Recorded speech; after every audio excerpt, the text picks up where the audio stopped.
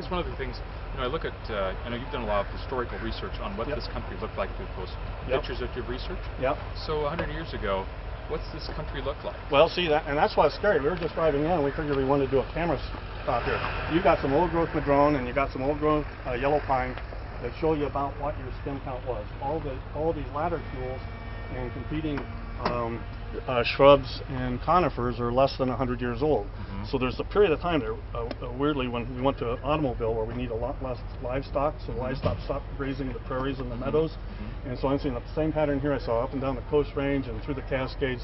As you've got an old open savanna prairie condition here, it looks like, and I've only been here for 10 minutes, but I'd say madrone yellow pine savanna.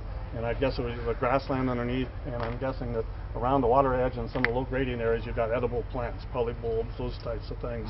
There's probably berry patches around here, there's probably bracken fern prairies around here, there are probably berry fields around here, and they're probably accessible by the ridge lines and by the draws.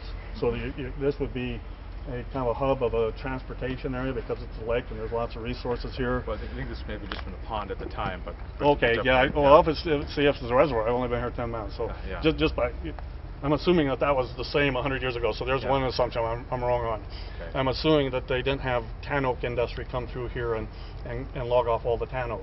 So there'd be another one, but just from initial evidence, I think it'd be pine, madrone, widely spaced, regular fires, regular firewood gatherings, so it'd be hardly any coarse woody debris on the ground. There'd be no ladder fuels. Regular harvesting, maybe by tillage if there's like bulbs and things, so it'd be lots of bare dirt. And those areas would be concentrated along the low gradient areas of the waterways, the riparian areas. This is really unusual. We got fire down here, and this is my studies that say there's obvious evidence of an old Indian prairie.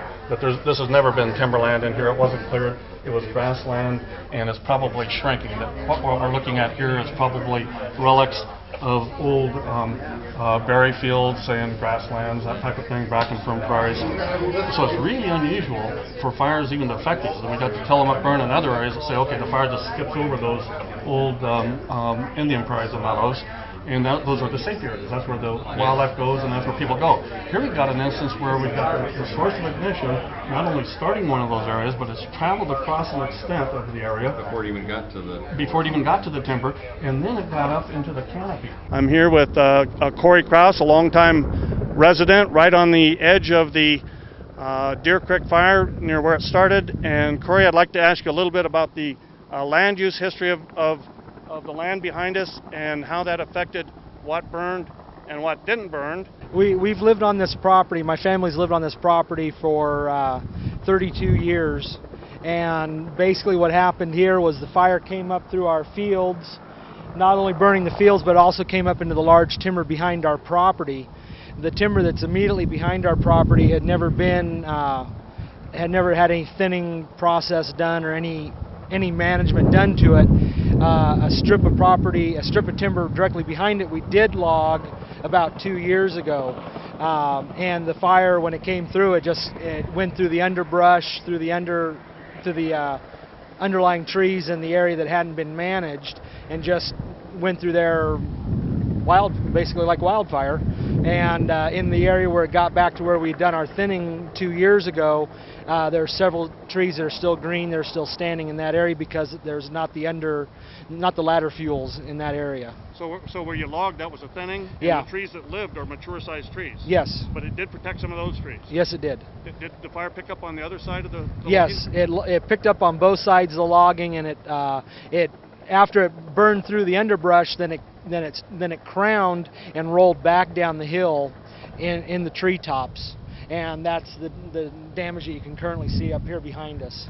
So these treetops were hit on the rebound. It didn't just come up, and we were trying to figure that out. How did these trees right next to the grass crown so easily, but these trees here actually, it's on a rebound? Yeah, it was on a rebound. It came back down the hill. It came back down the hill treetop to treetop and just crowning that way. I can remember being a small child, about 8 years old or younger, and I can remember we did have a lightning strike fire up here on the back of our property before that we went through, and but it didn't burn down as close as this fire did. And we actually, when that fire happened, we'd put a road in the back to act as a fire break, but over the years that road became overgrown with brush also. And so that didn't, so that fire break, when we needed it, didn't come into effect. So that's where the maintenance question comes from. Now, got one more question. You were here when you were 8 or 9, and we're looking at, Josh is taking pictures of lots of ladder fuels right now, and those trees appear to me less than 20 years old. Yes. Okay, so we got a lot of conifers, volatile, with needles, pitchy needles all the way to the ground, reaching right up into the crowns of those leaf trees. Yes. Okay, That's was that the condition that was there when you were here when you were a kid? Yes. I can remember watching those trees grow as I grew up here on the property.